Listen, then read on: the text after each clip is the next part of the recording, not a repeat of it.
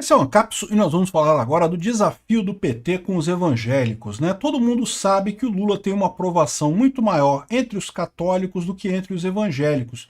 E embora os evangélicos sejam uma minoria no Brasil, é uma minoria que está crescendo. Os dados do censo do IBGE mostram que o Brasil, que já foi um país de ampla maioria católica, hoje em dia ainda tem uma maioria católica, mas já é uma maioria pequenininha, já é um pouco mais de 50%, os evangélicos têm crescido, já estão mais de 20%, e o Lula não consegue penetrar nesse grupo, né? Aí o Lula está tentando um monte de coisa, que é a cartilha evangélica do Lula. Como que a gente vai dialogar com os evangélicos e coisa e tal. E eu vou explicar para vocês porque isso é uma besteira que o Lula está fazendo, que ele não vai conseguir resolver esse problema, e qual que é a principal diferença entre católicos e evangélicos que fazem com que os evangélicos sejam mais resilientes ao Lula do que os católicos. Essa notícia foi sugerida por Peter Turguniev, Moisés, Ivan o Aprendiz e várias outras pessoas. Obrigado aí ao pessoal que sugeriu notícias lá no nosso site, no visãolibertaria.com, e obrigado a você que está assistindo o nosso vídeo. Se você gosta do nosso conteúdo, por favor, deixe o seu like, se inscreva aqui no canal, né? Pois bem, saiu recentemente o resultado sobre religiões do censo do IBGE. Vocês sabem, o IBGE fez um censo em 2022, trazendo uma série de dados sobre o Brasil, sobre as pessoas e coisa e tal, inclusive a questão da religião, né? E aí os dados do IBGE foram bastante significativos, aqui o número de evangélicos cresceu, mas cresceu menos do que vinha crescendo antes, tá? Os evangélicos vinham crescendo muito rápido no Brasil e agora cresceram um pouco mais devagar. E os católicos diminuíram no Brasil, né? Então essa é a preocupação do PT. Aqui, entre 2010 e 2022, ou seja, entre o último censo e esse censo agora, os evangélicos cresceram, mas não cresceram tanto quanto na anterior, né? Aqui, ó, pegar os dados diretamente do IBGE, que fica a fonte primária, né? Então tá aqui, ó. De 2010 a 2022, de acordo com os dados do censo demográfico, houve uma redução do percentual de católicos apostólicos romanos. 56,7% da população brasileira se declara hoje católica, né? Isso era 61% da população lá em 2010, agora caiu para 56,7%. Ainda somos um país de maioria católica, mais de 50% da população é católica. Os evangélicos cresceram 26,9%, eles eram 21,6% na última pesquisa, e também os sem religião também cresceram, 9,3% agora, eram 7,9% dos declarantes lá atrás, né? Então a redução dos católicos foi de 8 pontos percentuais, e a religião espírita também caiu 0,3 pontos percentuais e coisa e tal. Enfim, os católicos continuam sendo a maioria no país, só que os evangélicos estão crescendo. E os evangélicos são um dilema para o Lula. O Lula consegue falar com os católicos, mas não consegue falar com os evangélicos. E tem um problema que muita gente não trata nessa história, que eu sei disso por causa da minha experiência, da minha família particular. Que é o problema de que, por que é mais difícil para o Lula falar com os evangélicos? É porque não tem a ver com a diferença da religião católica da religião evangélica, porque no final das contas são todas religiões cristãs, a base moral é basicamente a mesma coisa. A diferença é que, embora 56% da população seja católica, eu suspeito que a imensa maioria dessa população católica aqui seja católica só pro forma, como era a minha família. Como é a minha família, né? Se alguém perguntar, eu sou católico, mas não é de verdade, não vai na missa, não lê a Bíblia, não corre atrás, não faz as coisas todas lá. É católico que vai em batizado, vai em casamento e pronto, e funeral, e fora isso não aparece na igreja. A imensa maioria dos católicos do Brasil, a minha visão é essa, posso estar errado, não sei se até eles fizeram a pergunta se você é católico praticante, né, católico que vai na igreja. Veja, eu sei que tem católicos que são católicos de verdade, que vão na igreja e coisa e tal. O que eu estou dizendo é que a maioria dos católicos, pelo menos da minha experiência, não é assim, não vai na igreja, não corre atrás, vai uma vez ou outra quando tem alguma coisa para fazer, mas na verdade não é... Aí que tá, é por isso que eu não me declaro católico, porque embora a minha família seja, coisa e tal, é injusto eu dizer que eu sou católico com o pessoal que realmente vai na missa, que realmente acredita, que realmente faz as coisas todas, pô, é injusto com esse pessoal, não sou. E os evangélicos, a maior parte dos evangélicos é muito fervorosa, vai à missa, vai na igreja, né, conversa sobre isso. Então, o problema do Lula não é que ele tem dificuldade de falar com os evangélicos, é que ele tem dificuldade de falar com pessoas religiosas. Por quê? Porque o comunismo, porque o socialismo é uma coisa não religiosa, antirreligiosa. Sempre foi, é proibido igreja na União Soviética. Na China ainda tem toda uma burocracia lá, eles até permitem igreja, mas é uma burocracia só. E o motivo é muito claro de por que a igreja é controlada nessas ditaduras. A gente fica sabendo disso por conta do que está acontecendo lá na Ucrânia. Vocês sabem que lá na Ucrânia o patriarcado de Moscou é proibido na Ucrânia. Por que isso? Porque era usado para espionagem. O padre, e a gente vê isso aqui no Brasil também, né? O pároco, o pastor, as pessoas têm uma influência enorme sobre a comunidade. Então o político tem um medo enorme da igreja, porque não deixa de ser uma esfera de influência que ele não tem controle direto. Então, nenhum ditador, e portanto ninguém da esquerda, porque toda a esquerda é baseada no conceito de ditadura, ninguém gosta de igreja, não vai muito nesse negócio, não favorece esse tipo de coisa. Chegaram a proibir igrejas em vários lugares, a China só aceita se ela puder escolher as pessoas que estão lá, né? A igreja lá na Ucrânia, a principal igreja da Ucrânia, a Ucrânia tem judeu, tem muçulmano, tem católico, tem igreja católica na Ucrânia, mas a principal, a maior parte da população é a chamada ortodoxa, né? E a religião cristã ortodoxa, ela é diferente da católica no sentido que não tem um papa só, né? Aqui os católicos todos são ligados a um papa só. A cristã ortodoxa, você tem alguns patriarcados, então seriam papas separados, né? E aí você tem, por exemplo, o patriarcado de Kiev, o patriarcado da Ucrânia. Esse pessoal continua operando na Ucrânia. O que foi proibido lá na Ucrânia são a igreja ortodoxa com o patriarcado de Moscou.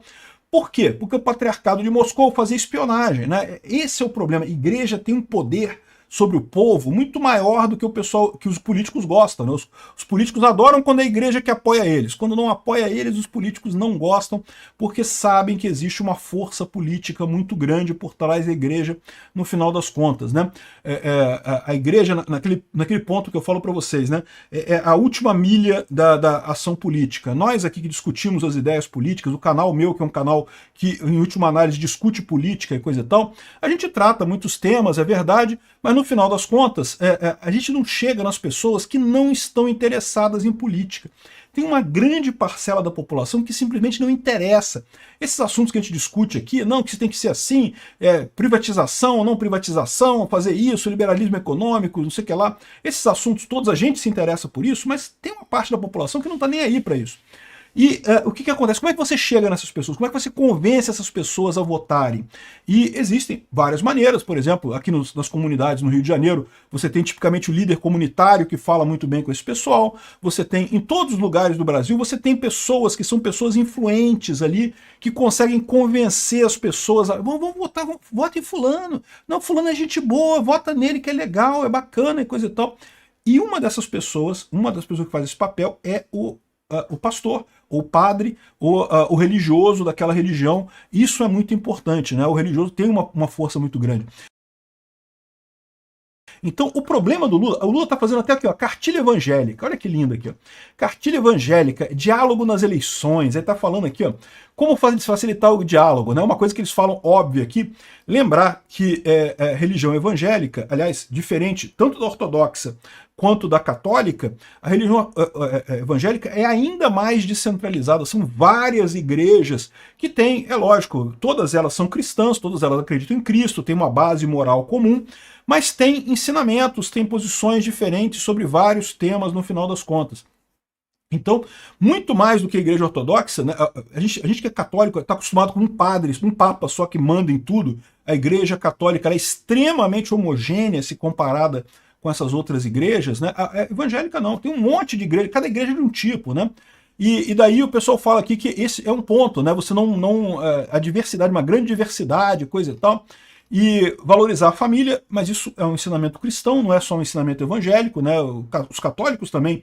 E aí, de novo, que eu entro com um problema que eu falo para vocês. Por que a esquerda consegue entrar na igreja católica? Ela não entra na igreja católica, ela entra entre as pessoas que se dizem católicas, mas vão na igreja de vez em quando, que não são católicos de verdade, não é o pessoal que acredita, que vai lá, que comunga, que não sei o que é lá.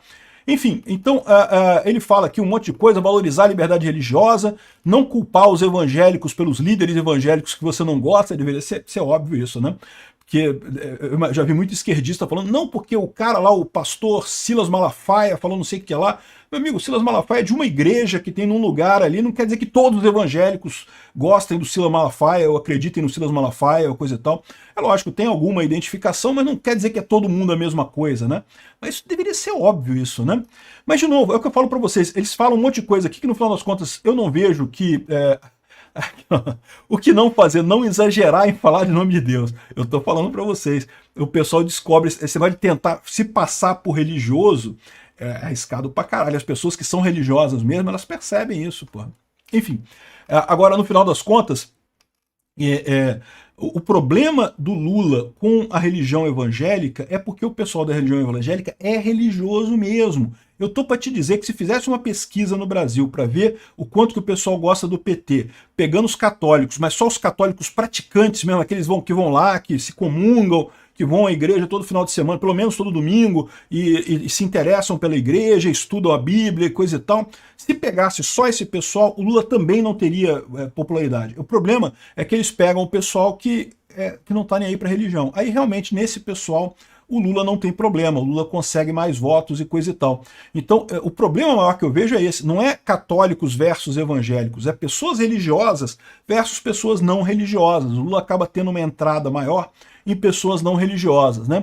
Aí o pessoal tá falando aqui, não, que o que os petistas estão aprendendo com os evangélicos e coisa e tal. Aqui, ó, tem uma parada aqui, como é que é? A Bíblia é o... Caralho, quis falar aqui. A Bíblia é o livro da classe trabalhadora.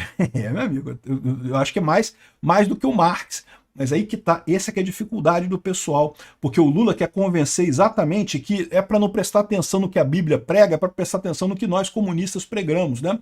E aí, meu amigo, que a coisa pega no final das contas. É por isso que o Lula se ferra tanto com os evangélicos e se ferra também com os católicos que realmente acreditam, que realmente são religiosos, né? Então isso daí, boa sorte pro Lula. Agora, a igreja evangélica continua crescendo, tá? Cresceu menos nesses últimos anos, mas continua crescendo muito. E as pessoas sem religião também cresceram. Uma outra coisa curiosa que tem nesse encontro aqui é que eles fizeram uma ligação das religiões de matriz evangélica, Umbanda, Candomblé e coisa e tal, e descobriram que a imensa maioria das pessoas dessas religiões são brancas. Os negros nessa religião são realmente poucos, né? E é até uma coisa curiosa, porque o pessoal da África, né? Agora que a gente está aqui com a internet, que a gente tem contato com muita gente da África, e o pessoal fala dessas religiões de matriz africana aqui no Brasil, na África não tem isso não, meu amigo. Na África isso acabou, cara. Na África esse pessoal, isso é coisa de tribo lá, que tem lá no meio do mato. Você tem católicos, você tem cristãos, você tem evangélicos, você tem muçulmanos, tem um monte de coisa lá na África. Tem judeus, tem um monte de judeu ali na Etiópia, em outros lugares ali da África. Agora, ter religião de matriz africana é só aqui no Brasil mesmo. Isso é moda de gente branca, rica, metida a espiritual, a ter coisa, conexão espiritual e coisa e tal. Aí fica falando esse negócio de Oxum, Ogum, não sei o que lá, como é que é os caras lá, sei lá o que, de 7 portas, não tem um negócio de 7 estradas, sei lá, eu não entendo essas porra não. Enfim, no final das contas, é isso que acontece no final das contas, coisa de gente branca, olha que coisa, quem diria, né? Religião de matriz africana, no final das contas, é coisa de gente branca no Brasil. Previsível isso. Obrigado por assistir o vídeo até o final. Além de curtir, compartilhar e se inscrever no canal, considere se tornar patrocinador com valores a partir de R$ 1,99. Clique no botão Seja Membro abaixo para saber as condições e vantagens de patrocinar o canal. Mais informações sobre o nosso projeto, visite nossos sites indicados na tela.